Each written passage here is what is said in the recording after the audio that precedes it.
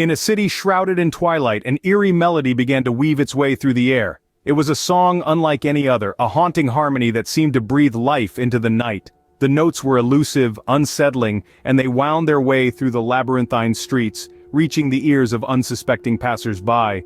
From every corner of the city, men of all ages and backgrounds felt an inexplicable compulsion. They were drawn, as if by an unseen force, towards the source of this mysterious music. The melody resonated within them, a dissonant echo that ignited a desperate need to find its origin. It was as if the haunting notes had possessed them, pulling them towards the precipice of an unseen high abyss. They began to gather in the shadowy corners of buildings, on the edges of towering bridges. The city's canyons of concrete and steel reverberated with the chilling melody, amplifying its hypnotic power. The cityscape, once a symbol of safety and order, transformed into a macabre theater, and the men perched on the precipice. A middle-aged businessman, his face, usually stoic and composed, twisted into a mask of anguish. With a final glance over the edge atop the building he found himself on, he leapt off the building. The impact echoed through the urban city, a grim percussion now accompanying the haunting melody. It was a horrifying descent, a freefall into oblivion and onto the hard street below, but he was just the first. One by one, others followed, each leap adding another somber note to the song that had claimed the city. As the song continued to play from seemingly out of nowhere, the city became a stage for a chilling performance. One that held its audience captive, a performance that once started could not be stopped as man after man jumped to their death. The impacts of the bodies echoed through the streets, a grim percussion accompanying the haunting melody. Witnesses on the ground could only watch in horror as men, seemingly in a trance, hurled themselves from heights that promised death. As the song grew louder, the wave of self-destruction rolled onward as more men became ensnared to the song, stripping them of all thought and caution. Each tragic plunge putting the women in a frantic hurry to prevent the horror. In the midst of this unfolding nightmare, a beacon of hope emerged. A man named Detective Barnes. Unlike the others, he wasn't drawn to the song out of compulsion but from a deep-seated need to understand, to unravel its mystery. He navigated the chaotic cityscape, his gaze focused, his mind sharp.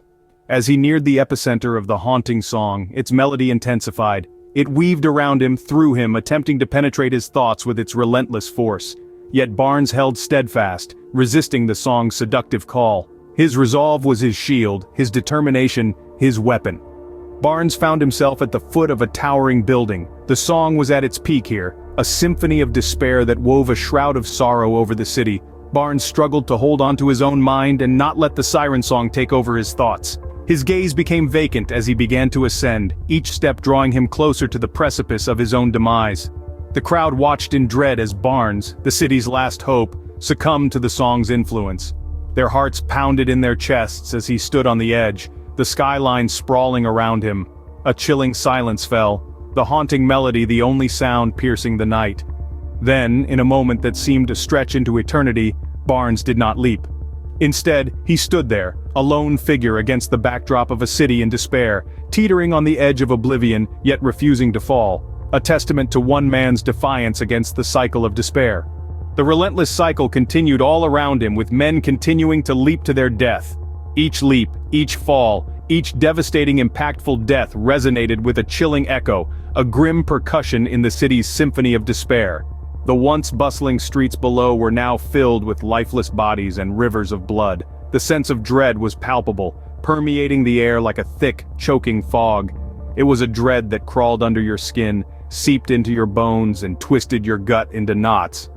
It was a dread that made your heart pound in your chest, your eyes dart in fear, and your breath catch in your throat.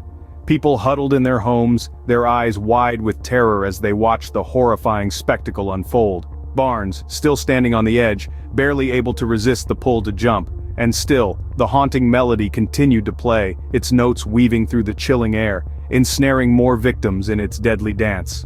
Men in a trance-like state continued to ascend the city's structures, their eyes vacant, their minds enslaved by the ethereal song.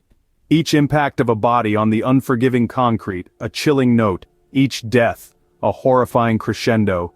As the night wore on, the haunting melody persisted, lingering in the air as Barnes continued to sway on the ledge.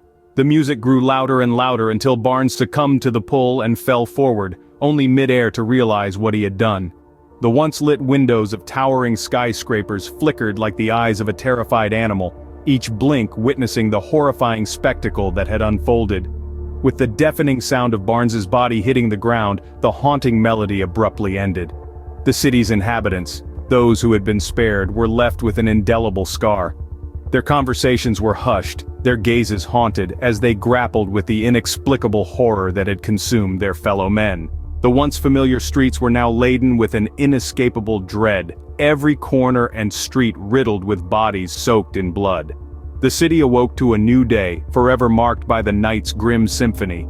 The mysterious song, having claimed its victims, left behind a city haunted by the echoes of its own collective descent into madness.